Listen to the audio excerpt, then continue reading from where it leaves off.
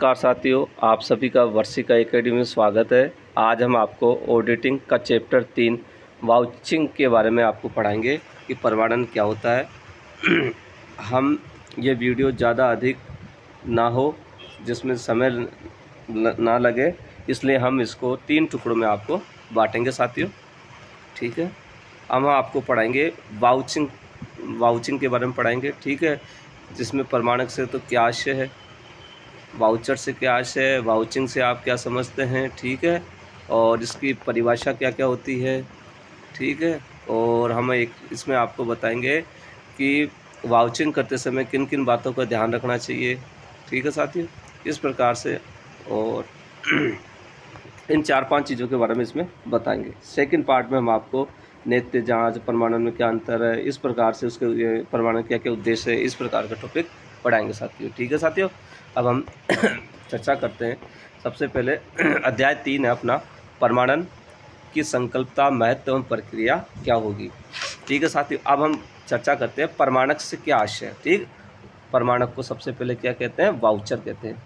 रसीद, बीजक आदि को ही अंकेक्षण की भाषा में प्रमाणक कहते हैं। ठीक है साथियों, किसको कहते हैं, जो रसीद, जो बीजक या बिल, इनवॉइस जो प्राप्त होता है उसको क्या कहते हैं, प्रमाणक कहते हैं। प्रारंभिक लेखा पुस्तकों में जिन कागजी सबूतों के आधार पर लेखे किए जाते हैं, कहने का मतलब क्या हुआ, कागजी सबूत क्या हुए, अपने कुछ सामान खरीदा तो सामने वाले ने अपने को कोई रसीद दी, कोई बिल दिया। ठीक है, ये सब क्या कहलाएंगे, वो सबूत हो गए। सबूत को क्या कहा गया, प्रमाणक कहते हैं। ठीक है, सामान्य शब्दों में ये कह सकते हैं कि एक ऐसा प्रपत्र होता है जिसे किसी वस्तु को खरीदने के पश्चात सबूत के रूप में प्राप्त होता है। ठीक है, जब हमने कोई चीज़ खरीदी तो सबूत अथा एविडेंस के रूप में अपने को प्राप्त होता है। क्या, जैसे रसीद, bill, slip payment, receipt, invoice आदि, ये सब क्या कहलाते हैं, वाउचर कहलाएंगे। प्रमाणक एक प्रलेखी साक्ष्य, क्या, प्रलेखित लिखा हुआ साक्ष्य है जिसके द्वारा लेखा पुस्तकों की प्रविष्टि की सत्यता ज्ञात की जा सके। रसीद, बीजक, प्रसंविदा, मांग पत्र, पुस्तक या पुस्तिका, बिल, आदेश की प्रतिलिपि, पत्र, प्रपत्र या अन्य कोई भी लिखित प्रमाणक जो किसी लेन देन की पुष्टि करता है, प्रमाणक कहलाता है। ठीक है साथियों, प्रमाणक का अर्थ आप समझ गए।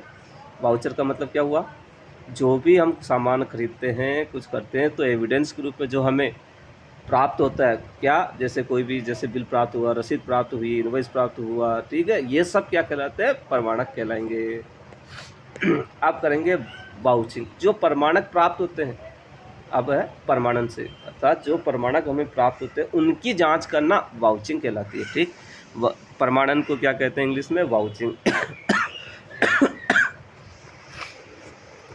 प्रमाणक की सहायता से प्रारंभिक लेखा पुस्तकों में की गई प्रविष्टि की जांच करना। ठीक है साथियों, वाउचिंग करना अर्थात उसकी जांच करना। ठीक है, किसकी जांच करोगे, जो प्रमाणक होते हैं उनकी, उसे कहते हैं प्रमाणन का। प्रारंभिक लेखा पुस्तकों में की गई प्रविष्टि की प्रमाणों के साथ साथ इस उद्देश्य से जांच करना कि वे प्रविष्टि शुद्ध, सत्य, अधिकृत व्यापार से संबंधित है।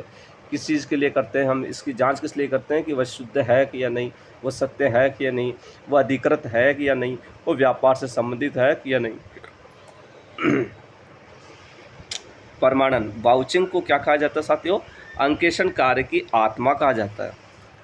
हो सकता है आपसे पूछा जाए कि अंकेक्षण कार्य की आत्मा क्या है, तो आपको बताना प्रमाणन। प्रमाणन अंकेक्षण का क्या होता है, सार भी कहा जाता है। ठीक है साथियों, जब आपसे पूछे और प्रमाणन को अपन क्या कहते हैं, अंकेक्षण की रीढ़ की हड्डी भी कहते हैं। ठीक है, प्रमाणन से तात्पर्य खाते में की गई प्रविष्टि की जांच है। प्रमाणन अंकेक्षण की एक आधारशिला है। ठीक है, वाउचिंग एक तकनीकी शब्द होता है साथियों। वाउचिंग कौन सा शब्द है, आपको बताना, तकनीकी शब्द है, जो एक लेखा परीक्षक द्वारा वित्तीय लेन देन का समर्थन और पुष्टि करने वाले दस्तावेजी साक्ष्य के निरीक्षण को संदर्भित करता है। यह ऑडिटिंग का सार है। वाउचिंग का उद्देश्य यह स्थापित करता है कि खातों की पुस्तकों में दर्ज लेन देन क्रम में है और उचित रूप से अधिकृत है और सही ढंग से दर्ज किए गए हैं। ठीक है साथियों, आपको वाउचिंग और वाउचर दोनों में अंतर समझ में आ गया। वाउचर क्या होता है, वाउचर जो हमें कुछ भी चीज़ सबूत के रूप में जो हमें प्राप्त होता है, बिल, रसीद वगैरह, और वाउचिंग इसकी जो जांच की जाती है वो क्या कहलाती है, वाउचिंग कहलाती है। वाउचिंग किस उद्देश्य से करते हैं, उसकी शुद्धता, असत्यता और अधिकृत है कि नहीं, व्यापार से संबंधित है नहीं। साथियों, वाउचिंग को आत्मा भी कहा जाता है अंकेशन की, वाउचिंग को अंकेशन का सार भी कहा जाता है, वाउचिंग को अंकेशन की रीढ़ की हड्डी भी कहा जाता है, ठीक है। और परमाणन अंकेशन की एक क्या होती है, आधारशिला होती है। अब हम आगे चर्चा करेंगे परमाणन की परिभाषा किस किसने दी है। देखो साथियों, रोनाल्ड ए आयरिस के अनुसार, ठीक है साथियों, ये परिभाषा आपको याद करनी पड़ेगी। वैसे हम ऑब्जेक्टिव क्वेश्चन इस प्रकार से बनाएंगे कि आप उसको देखना। रोनाल्ड ए आयरिस क्या कहता है, परमाणन एक तकनीकी शब्द है, इसके अर्थ उन प्रपत्रों की जिनके आधार पर सौदे लिखे जाते हैं जांच करने से है। कहने जो सौदे लिखे गए हैं उसकी जांच करना क्या कहलाता है, परमाणु कहलाता है। ये कौन कह रहा है, रोनाल्ड कह रहा है, ठीक है। जे.आर. बोटली वो क्या कह रहा है, प्रारंभिक लेखों की पुस्तकों में लिखे जाने वाले मदों की सत्यता की जांच। जब आप मदों की सत्यता की जांच के बारे में आता है तो आपको आंसर देना जे.आर. बोटली वॉय। दीक्षी के अनुसार परमाणन का आशय हिसाब किताब की पुस्तकों में किए गए लेखों की जांच उन प्रपत्रों से करना है जिनके आधार पर इन्हें लिखा गया है। Professor RB. बोस क्या कह रहा है, यह कहना सत्य है कि परमाणन अंकेशक का सार है, क्योंकि परमाणन के माध्यम से ही अंकेशक अपने को व्यवहार के लेखों की पूर्णता एवं प्रमाणिकता के संबंध में आश्वस्त कर सकता है। लंकाश के अनुसार यह अनुभव करना चाहिए कि परमाणन की प्रकृति ही व्यवहार में इसे अंकेशन का एक अविच्छिन्न अंग बना देती है, तथा इस बारे में जब कभी अंकेशक के कर्तव्यों को कम करने के लिए सोचा जाए तो आने वाले जोखिम को दृष्टि से ओझल नहीं करना चाहिए। ये परिभाषा किसने दी है, लंकास्टर ने दी है साथियों। डी पोला क्या कह रहा है, रोकड़ पुस्तकों से रसीद की केवल जांच करना ही परमाणन नहीं है, परंतु परमाणन में प्रपत्र और अन्य उपयुक्त सबूतों से एक व्यापार के लेन देनों की जांच भी सम्मिलित है, ताकि अंकेशक को विश्वास हो जाए कि ये लेन देन ठीक हैं, पूर्ण रूप से अधिकृत हैं और पुस्तकों में सही लिखे गए हैं। जोसेफ लंकाश क्या कहते हैं, पुस्तकों की प्रविष्टि की प्रमाणकों या संलेख की प्रपत्रों से केवल जांच करना ही परमाणन कहलाता है। यह विचार गलत है, क्योंकि परमाणन में खातों की ऐसी जांच भी शामिल है जिससे अंकेशक को विश्वास हो जाए कि प्रपत्रों में सबूत के आधार पर केवल प्रविष्टि ही नहीं की गई है, परंतु यह हिसाब किताब की पुस्तकों में ठीक की गई है। साथ ही ये परिभाषाएं जो कि आपको हम ऑब्जेक्टिव क्वेश्चन से याद करा पाएंगे अभी, ठीक है। आदर्श परिभाषा क्या कहलाएगी, परमाणन का लेखांकन की पुस्तकों में किए गए लेखों की प्रमाणकों के आधार पर जांच, ठीक है। आदर्श परिभाषा में क्या कहोगे आप,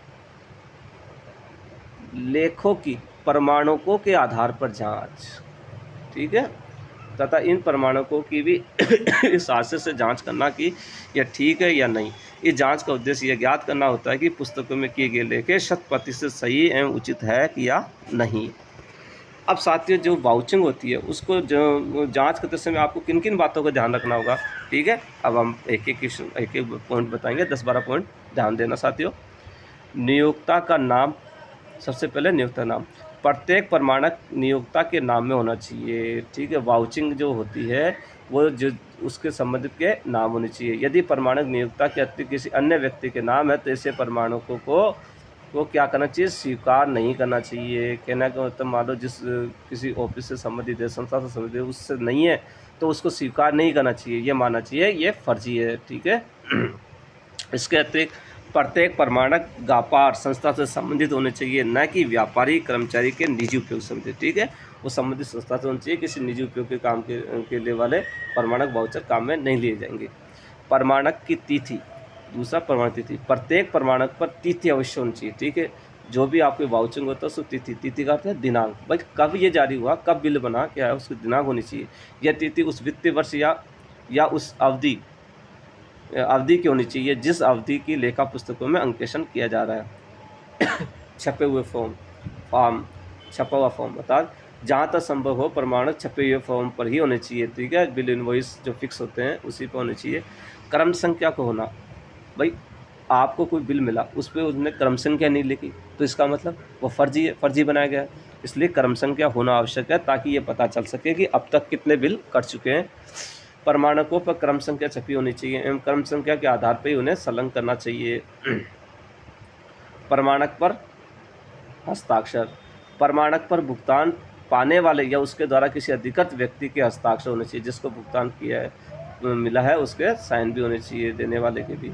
रकम का लिखा होना, प्रमाणक पर लिखी गई रकम शब्दों और अंकों एक समान चाहिए। कौन कौन सी जो आप वाउचर जो दिया है बिल, वो अंकों शब्दों दोनों में होनी चाहिए। ठीक, ऐसे ऐसे प्रमाणों को स्वीकार नहीं करना चाहिए जिन पर अंकों शब्दों में अलग अलग रकम लिखी हो। ध्यान रखना, मान लो ऑप्शन में आपसे दे दी जाए कि 5, ठीक है, जैसे कि 500 दे दे, ठीक है, और शब्दों के अंदर लिख दे 5000 लिख दे, तो ये गलत है। ठीक है, दोनों ही सेम होने चाहिए। रसीद टिकट 5000 रुपये से अधिक मूल्य के प्रमाणों के ऊपर रसीद टिकट लगा होना चाहिए। ये साथियों ये क्वेश्चन आ सकता है, जब 5000 से अधिक की कोई रसीद है तो उस पर टिकट लगी होनी चाहिए। जो गवर्नमेंट की जो रसीद होती है वो लगी होनी चाहिए टिकट। केस मेमो रसीद टिकट का होना आवश्यक नहीं है। ठीक है, भुगतान की स्वीकृति अब भुगतान की स्वीकृति, भुगतान किसी उत्तरदायी व्यक्ति द्वारा स्वीकृत होना चाहिए। आपको जो पेमेंट होना है वो किया जाना है, वो क्या है, उत्तरदायी व्यक्ति द्वारा स्वीकृत होना चाहिए। सब सक्षम अधिकारी द्वारा उस पर हस्ताक्षर होना चाहिए। विवरण का मिलान, प्रमाणक का विवरण लेखा पुस्तक में लिखे हुए व्यवहारों के विवरण से मेल खाना चाहिए। विशेष चिन्हों का प्रयोग, भिन्न भिन्न मदों के प्रमाणकों की जांच पर विशेष चिन्ह का प्रयोग करना चाहिए। प्रमाणक पर कोई परिवर्तन होने पर उचित अधिकारी के हस्ताक्षर होगा। मान लो कोई बिल वाउचर है, उसमें कुछ कटिंग होती है तो ठीक है, तो आपके संबंधित अधिकारी के उसमें हस्ताक्षर होना चाहिए। यदि किसी प्रमाणक कोई अंक या विवरण कटा हुआ या उस पर कोई रकम काट कर दोबारा रकम लिखी गई है तो उस पर अधिकृत व्यक्ति के हस्ताक्षर होना चाहिए, अन्यथा ऐसे प्रमाणक को स्वीकार नहीं करना चाहिए।